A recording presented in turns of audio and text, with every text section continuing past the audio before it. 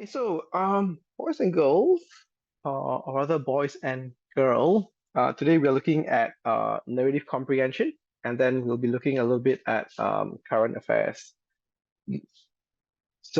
The main focus for today's lesson would be to identify question types. And this is for your head start for next year as a Sec 2 student. So this is lesson 2 of the holiday lessons, and we are basically trying to prepare you for Sec 2.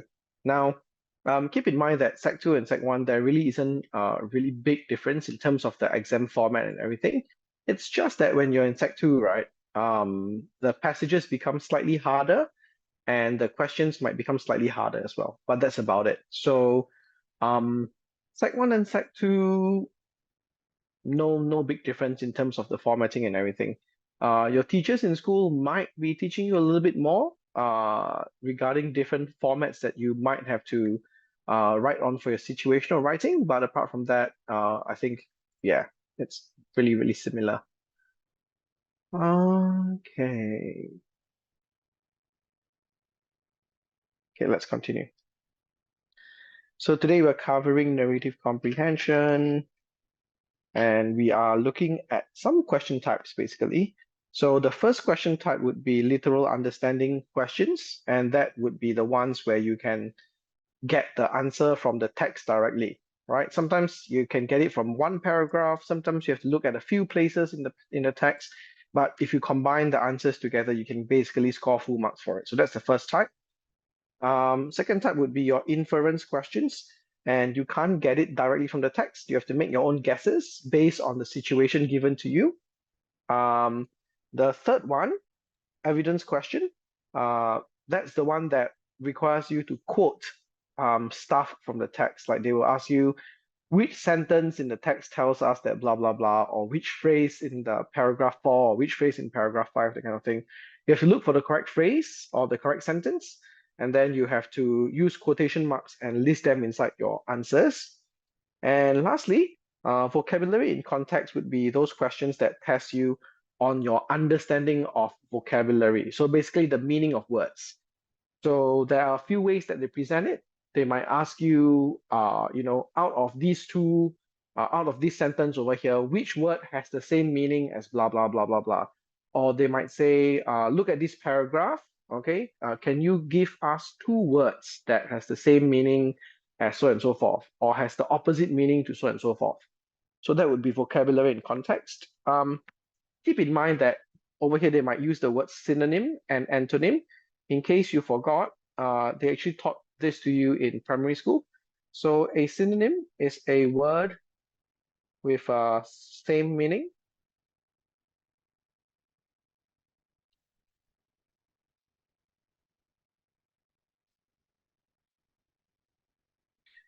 So for example,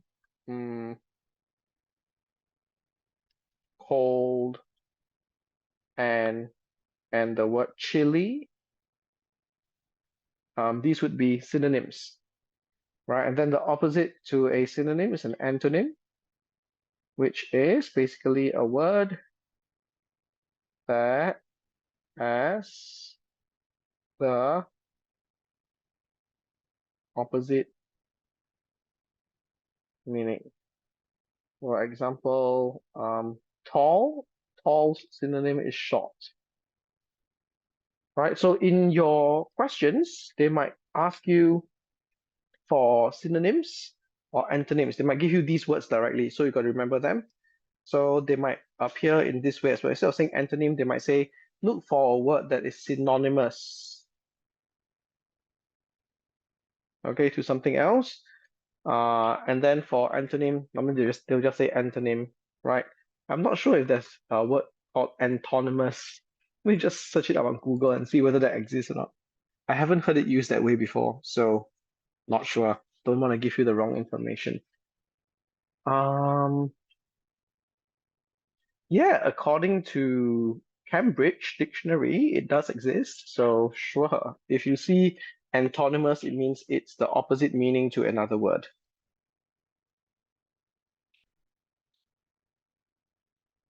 Okay, and then of course, apart from these four types of questions, right, there are two other types. And that would be, whoops, someone's coming in, Karthik. Okay. So there would be language for impact questions, which we will not be talking about today, and then there would be flow in the narrative questions as well, which we will not be covering today. But I will show you what they look like later, basically. Language for impact and flow in the narrative. Language for impact is actually quite rare, but they do turn up occasionally. And they mostly ask you about metaphorical language and how it affects the reader's emotions or the reader's thoughts and perspectives. So normally they're talking about figurative language, which is basically metaphorical language, and literary devices, which is basically the same thing. So that's a bit more artsy-fartsy kind of language use over there. I'll show you the flow in the narrative, number 6 over later in the passage as well. So okay, so Karthik is here. Okay, so welcome to the class, Karthik, and welcome to the class, Vichun. So first, you're here for the first time, so I hope you learned something useful today, and that prepares you for Sec 2 well. Okay, so we are exploring the first 4 questions over here: literal, inferential, evidence, and vocabulary and context questions. All right, so first one, obviously, right? Literal, sometimes you have the word literally, right? Literally basically means like, seriously, it's right there, right? I mean it the way I say it. There's no other hidden meaning behind it. Okay, so literal understanding questions, right, are questions you can answer with details that you can basically copy from the passage directly if you wanted to. Of course, the teachers will discourage you from copying the words completely or directly. But if you copied them, they can't give it to you as wrong, because in the question, it doesn't say in your own words. Okay, if the question says in your own words, then you cannot copy. But if it doesn't say in your own words, you technically can. All right, but your teachers discourage you too, so that it trains your transformation skills for your summary writing in your section C. Okay, but yeah, you can find the answer to this literal question over here. This is a literal question. So these are, I will mark them with 1. So this paragraph here talks about conmen, and then the question itself says, why do conmen assume a false identity in the chat room? You can find the answer directly inside over here. Anyone can assume a false identity or pretend to be someone on the internet. So why do they assume a false identity? So it's to befriend young girls, all right, and to build the trust until the two arrange for a meeting, which leads to a mishap of some sort.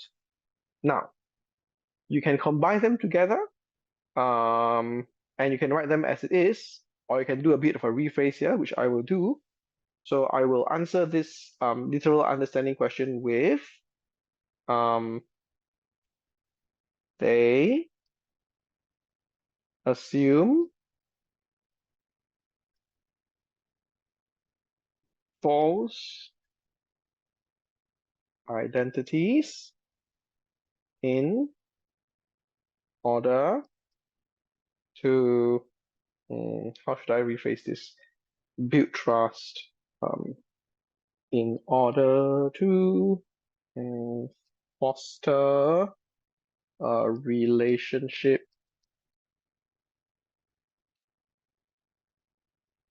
with young girls that may eventually lead to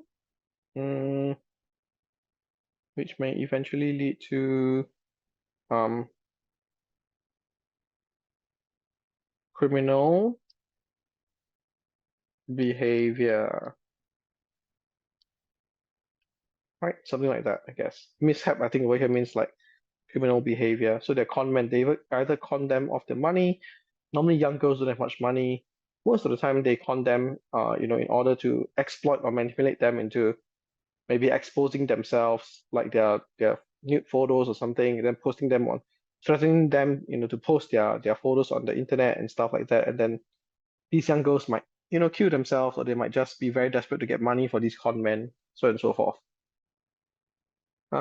Next. Now we have inference. So a test of your ability to understand what words suggest or imply. So inference questions are basically number two. You cannot get the answer from it directly. You have to make a guess why it's like that. Okay, so over here, if we read this paragraph, okay, we look at the question after that. It's an inferential question. It asks us, what do Tim's words to his sister tell us about their relationship? So Tim's words, those aren't Tim's words, those are Tina's words. Okay, this is something wrong with the question.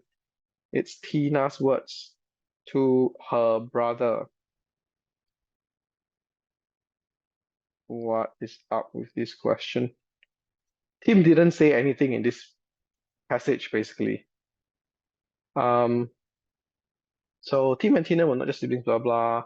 Help take a video of some experiments he was doing, some bottles of water in the bag of sweets, click on the camera at the right time. Narration as he makes the ingredients, wait for the reaction, blah blah. Please be careful, said Tina. Nothing must happen to you. You're my only brother, that kind of thing. So what kind of sibling relationship would they have for Tina to say something like that to Tim, right? So from this, we can make an inference, right? So it tells us that Tina and Tim had a close sibling relationship. Full stop. Do I need to explain why? No, I don't, because the question didn't ask me why. If the question asked me why over here, then I might explain and say something like, had a close sibling relationship because Tina was displaying concern for Tim, that kind of thing. Right? That's only if there's a why over here. Since there's no why, I won't actually add this part. Okay? So that's an inferential question. Next, we have an evidence question. Evidence question tests your ability to find the correct word or phrase, or sometimes sentence, that can be quoted and presented as your answer.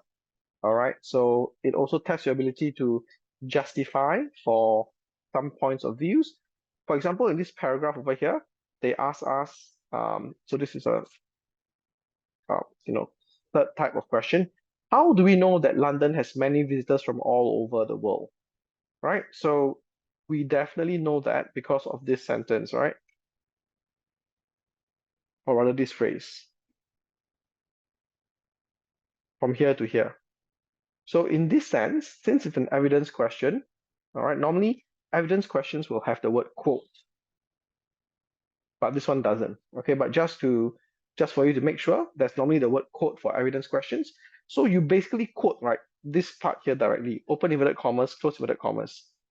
So how do we know that London has many visitors from all over the world? So you can say, we know that from the phrase, open inverted commas, dot, dot, dot, to show that there were other words in front of it, attracting over 14 million international visitors.